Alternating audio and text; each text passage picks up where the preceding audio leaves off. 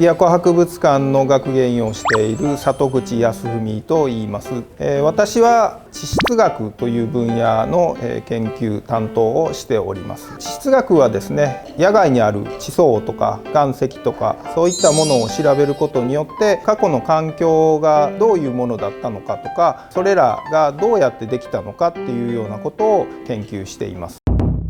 今の琵琶湖がどうやってできたのかっていうのを地質学的に研究すると、今の琵琶湖は滋賀県の真ん中にありますけれども、実はですね、その生い立ちをたどると今の場所になかった時代があります。で、そういったことは実は地層からわかるんですね。昔の琵琶湖とか琵琶湖の周りの環境が残していったものが地層です。その地層を調べることによって昔の琵琶湖の様子がわかります。一番初めの湖を作ってた地層はここよりもずいぶん南の方の、三重県の伊賀市にあります。そこに一番初めの湖があったっていうことが分かる地層がありますので、そこへ行ってみましょう。そこから現在の琵琶湖に近づくようにして、時代を経て変わってきた様子を見に行きたいと思います。それでは行ってみましょう。三重県の伊賀市のこの辺りは初めの湖があった場所で、だいたい400万年前から350万年ぐらい前の間に湖があった場所と考えられています。この場所で見られる地層は、この川、全体的に同じような、見かけの地層が見えています。こんな風に化石が入っていたりとか、その地層自体はすごく細かい粒子の泥でできています。この細かい粒子でできている地層っていうのが湖の底に溜まったっていう特徴を示しています。この化石は伊賀タニシっていうタニシの種類の化石なんですけども、この化石タニシがいるっていうことは、水辺の環境だったっていうようなことが分かりますので、化石とこの地層の見かけの両方からこの辺りに湖があったっていうことが分かります。で、この場所の場合は下から上へ見てもずっと細かい泥ばっかりが溜まっていて、その中には伊賀タニシっていうタニシの化石がずっと入ってるんです。っていうことは環境が全く変わらなかったっていうことをここでは示しているんですね。で、変わらなかったっていうのはすごく重要なポイントで、特にここの場合はタニシがいて、細かい泥だけでできているっていうことですから、水が溜まっている環境が長く続いたっていうことを示しているんですね。この伊賀市の、この川沿いで見つかっている化石でいうと、例えば、ナマズの化石であるとか、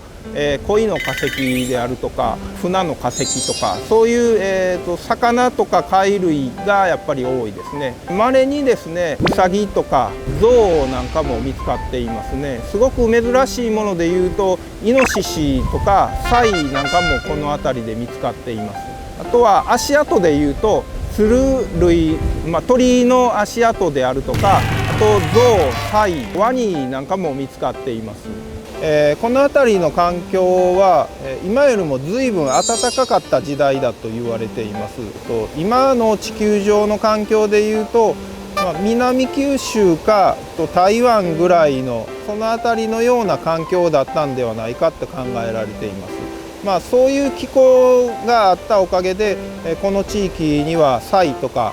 ワニとかが住むことができたっていうことですね。では、次の時代の湖があった場所に、移っていきたいと思います。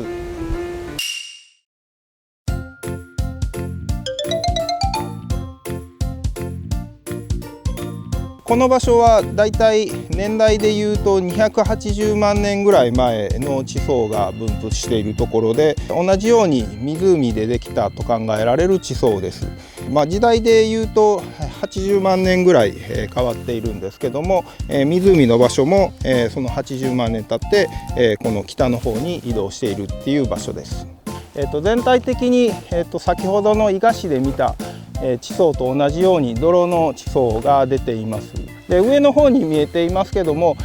全体的に泥ばっかりなので、非常に長い期間、湖の環境が続いたっていうようなことが分かります。ここに、実際の地層が見えています。今溜まっている土砂は、削って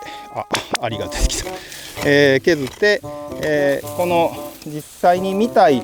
地層を出してあります。叩いてみてですね、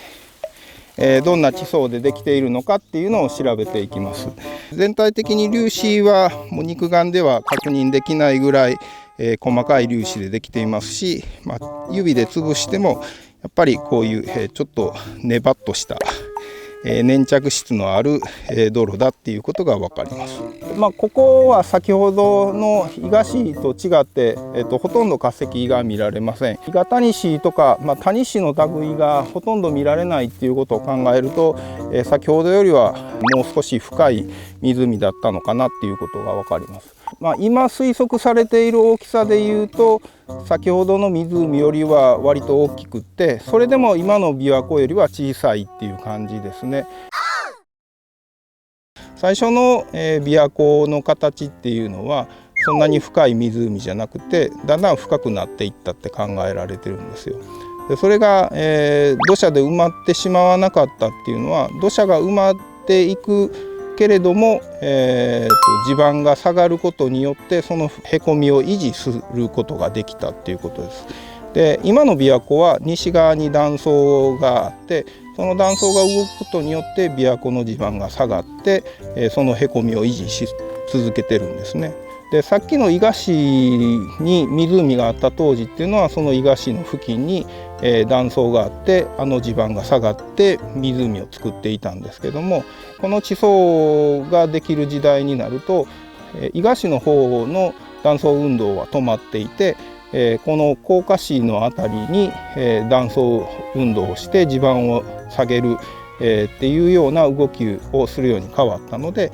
この辺りがへこみを作って、湖を作ったっていうことですね。その断層運動が数十万年間続くことによって、この場所のへこみをずっと維持し続ける。それで数十万年間この場所に湖を作り続けていたっていうことですね。運動する断層の場所がさっきの湖とは、変わったっていうことですね。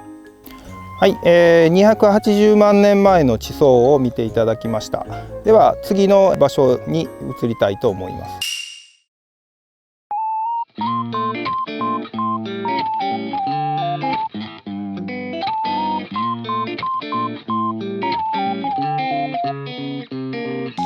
滋賀県の甲賀市水口町に行きました。だいたい時代は240万年前なので、先ほどのところから比べると40万年ぐらい現代に近づいたっていうような場所になっています。はい、ここですね。じゃあ、この地層を観察します。この場所は崖を残してくれてるところなんですけども、自然のまま置いておくとこういうふうに苔がつきます。で、地層を見るためにはこの苔を削り取ってしまわないと、地層が見えないので、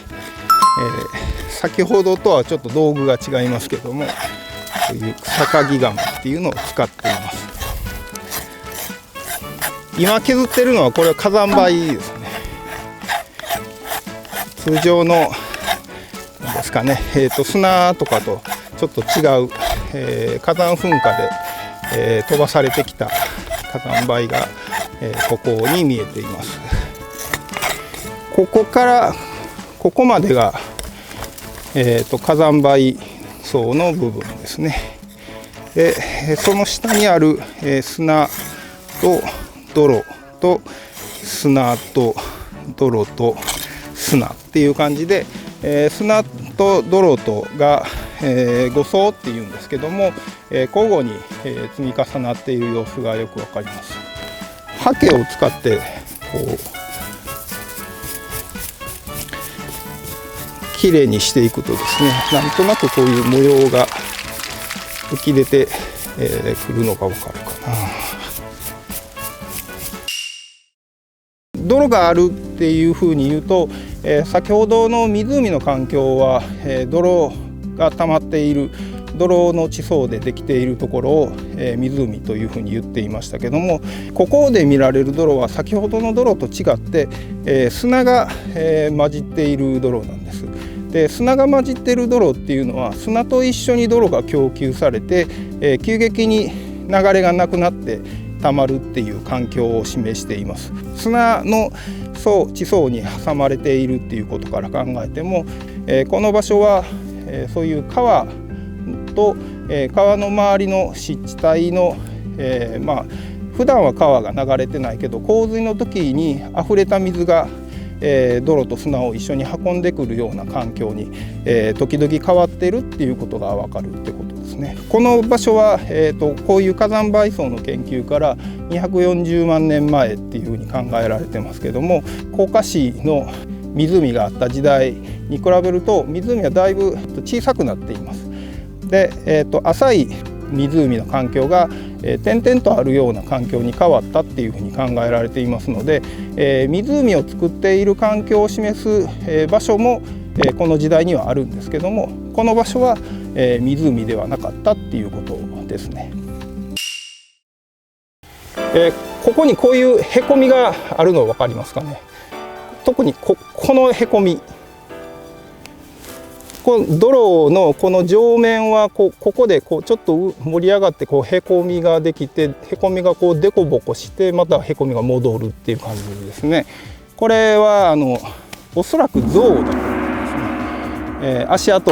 化石ですね。上からこういう泥が溜まっている湿地の環境をぐさぐさ歩いていたっていうようなことが分かります。実際に象かどうかっていうのはこの断面からではわからないので、足のサイズがこれぐらいある、だいたい20センチちょっとぐらいあるような、足の大きさをした、大型の陸上動物が歩いたっていうことは、ここの崖からわかるっていうことですね。この地層で見られる、いろんな模様であったり、こういうへこみの形であったりっていうようなものを詳しく見ていくと、この崖がどういう環境でできたのかっていうことが分かるってことですね。はい、これまで初めの湖があった伊賀市で360万年前の湖、その後、甲賀市に入りまして280万年前の湖で、ここで240万年前の地層、湖があんまりなかった時代ですけども、小さな湖の時代を見てきました。それでは、現在の湖の琵琶湖に戻りましょう。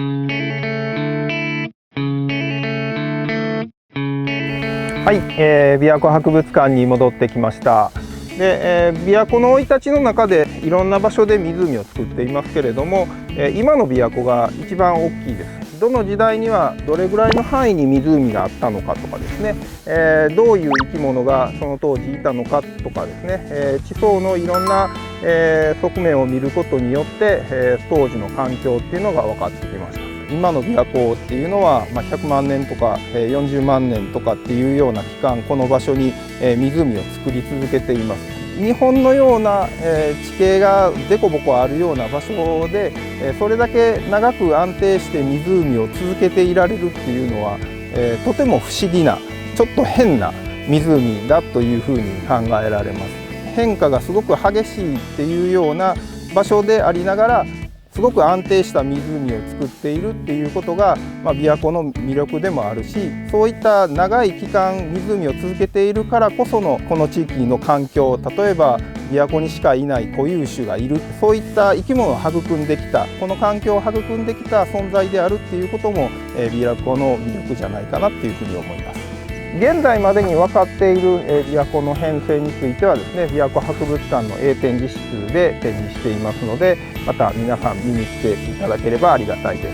この動画が良かったと思われた方、琵琶湖博物館に行ってみたいと思った方は、チャンネル登録、高評価、コメントをよろしくお願いします。では、琵琶湖博物館でお待ちしております。